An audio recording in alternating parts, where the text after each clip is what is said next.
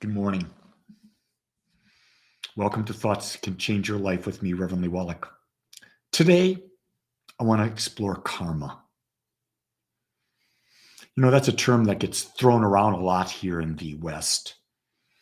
In the East, it's just understood. You're born with an understanding of karma. So let me give you some perspective and see if you agree, see if it's something you want to look at. But first question I would ask is, who creates your karma? What is karma? For me, karma is my mental atmosphere. It is all the thoughts I've ever thought, whether it be in prior lives or this current life. That forms an atmosphere, a thought atmosphere, an atmosphere that I am. And where I go, that atmosphere moves with me. Okay? That karma atmosphere or karma, as it moves with me, it attracts to me that which is like it, and it pushes away from me that which is not like it. So when they say he's got bad karma, it means he's attracting bad things. Or he's got good karma, he's attracting good things. But if we come and we understand that it's our mental atmosphere, then we can understand that karma is like software.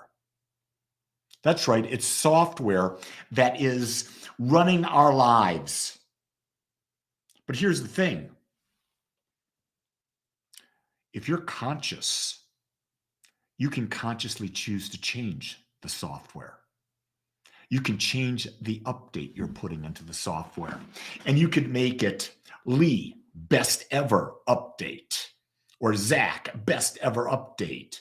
Or Corey, best ever update. Barbara, best ever update. Josh, best ever update. How do you do that? You start thinking different thoughts. You start thinking thoughts that are aligned with you in that they are more demonstrating of what you want in life, who you want to be, how you want to show up in the world. We tend to focus on what's wrong. And when you focus on what's wrong, you've got karma or a software labeled Lee, what's wrong software. And that software keeps generating the experience of what's wrong all the time. You don't need to be asking that question, what's wrong? Ask the question, who do I desire to be? And then build your software based on who you desire to be. And someone might ask me, why did you say thoughts from prior lives? Well, I don't know that there's prior lives. But if I venture and believe that I'm infinite and that I'm constantly expressing, then something like that is probably true. So then when my father and mother got together, their sperm and their egg united, and it created this Lee thing, that's where my spiritual, mental, emotional, and physical DNA came together. And it could be that I got all those thoughts from either my mother's side of the family, my father's side of the family, or mine continuing. I don't know. That's why I say it's a thought atmosphere. It's everything past and present. The future is undetermined. The future, we have no idea what it's going to be. Karma, you say, well, your karma is your future is going to be this. Well, it is unless you change your karma. And all you have to do to change your karma is install a new software version by thinking differently. Here's another thing that can do. Stop identifying with feelings that you're having.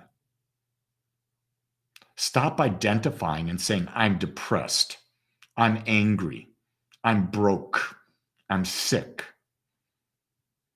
Think of the karma you're creating every time you use a statement, I am, and put a word behind it. Not a good karma. You also then become attached. When we use the words I am,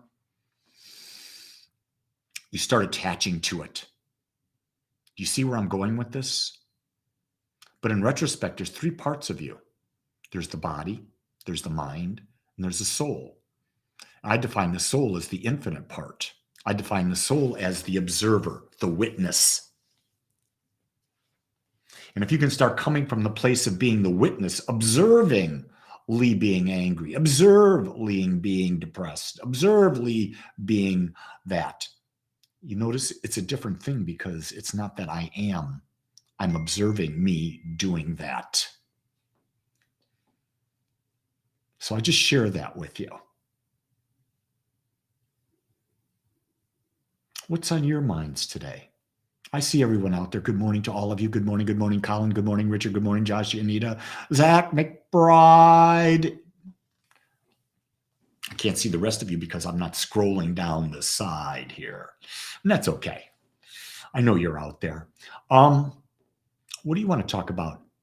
I've got about 5 or 6 minutes. It's Friday. I'm giving you an open forum. Anything you want to talk about today.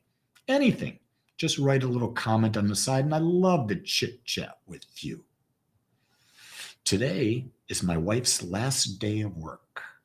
She is letting go of a position at the hospital where she's worked for 35 years.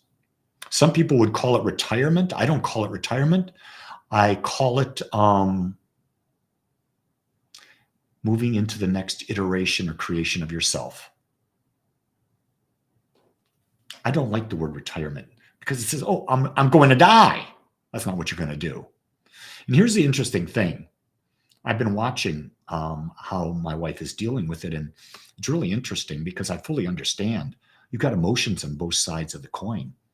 You've got emotions, I'm happy I'm leaving. You've got emotions, I'm sad I'm leaving. You got emotions, well, I get to rediscover myself. And you got emotions that are going, who am I? What do I do now?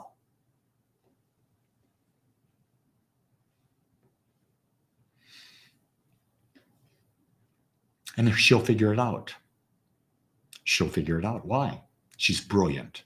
Of course she is. She's an expression of the one, the infinite. Everyone's brilliant if they just tap into that mind.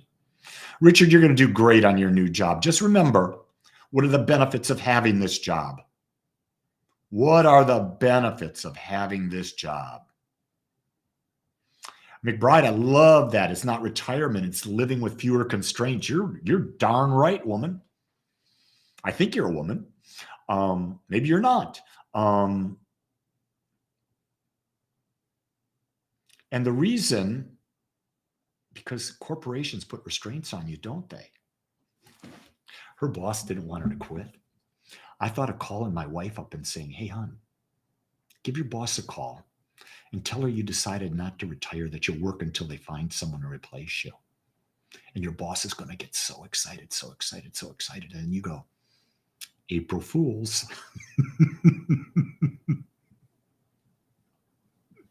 I know that's the other side of me, isn't it?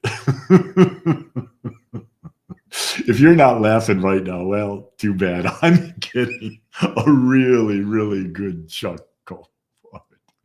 And Johanna, my wife is Jean, not Jane, honey. Hey, maybe I've got another wife I don't know of. That name is Jean. McBride goes, I'm a woman and I'm living less constrained. Good for you. Every time I say McBride now, knowing that you're a woman, I think about my friend Denise from college. I never called her Denise. I always called her Longo because that was her last name. Oh, I love it. Life is so fun. You know, if you can't laugh at life, man, you're missing out because it's funny. If you look at all the sizes and shapes of people out there, it's funny. But, you know, we can't laugh anymore because we might offend someone. Let me tell you, what this society has become is amazing me because we are so not teaching 100% responsibility.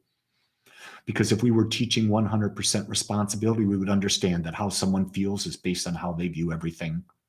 And isn't that how it should be? Goes right to the 4 agreements with Don Miguel Ruiz. Never take anything personally, but we don't teach that. Our society is all about you can't say this or that because you'll offend someone. Whoa, whoa, whoa. What are you talking about? Intent, I understand. Other than that, I don't understand. I get called a lot of things, especially when you're teaching like I'm teaching. I'm not mainstream Christian, that's for sure. You all know that if you're watching me. And so I get called a lot of things. Do you think any of it bothers me? Let it roll off of me. Why? It's not who I am. See, that's the problem. We're not teaching people who they are.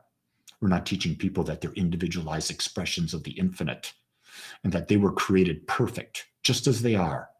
And they don't have to worry about anyone saying that they're different, that they're unique by calling them whatever, this, that, whatever, because it doesn't matter because we're all unique. Every one of us is unique. And that's just how it is. Because the universe never creates two of anything. Why would it waste its energy? I guess I got off on a little tangent there, didn't I?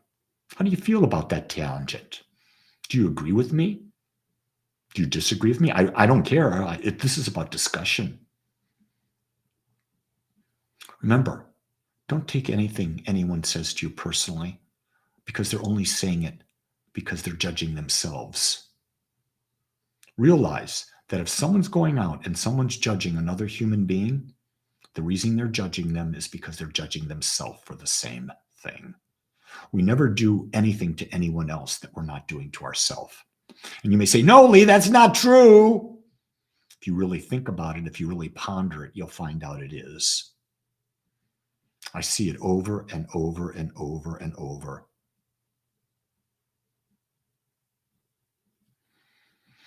I, Anita, agree with you. I do not believe in being politically correct. I'm trying to get out of sarcasm. I'm good at it. With sarcasm, I put myself down or I put others down. And it's deliberate, so I try not to do that. But sometimes, damn, it's funny. That's the ego. That's my ego coming out. So I want you to know I haven't gone pink and transcended. First off, I don't believe we can. I believe we can have moments of transcendence, but I believe because we're in ego and body, we're in contrast. And contrast is the most beautiful thing in the world because without contrast, we could not feel. Without contrast, we could not experience. And isn't that why we're here, to experience all that life's got to give? Love it. Just love it. So thank you, Lella. First time I've seen your beautiful face out there. Lella says, I think I said it Lella, or it could be Leela, but I don't know because I can't. There's no line across the E to tell me if it's a long E or a short E. And then you got to know what's the name from, because that's the first Lella I've ever seen.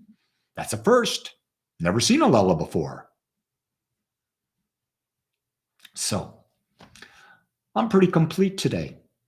What software version are you going to install in you today? Are you going to update your software? A software that says, you know what? I accept me just as I am, and I love my uniqueness.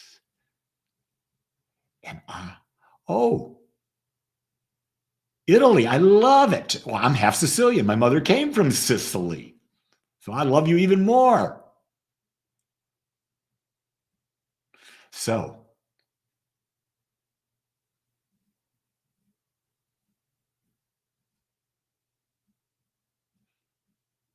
I say to you, create yourself a great day today. Because if you don't, no one else will. Until tomorrow, know that I love you. Have a great day, everyone. Aloha.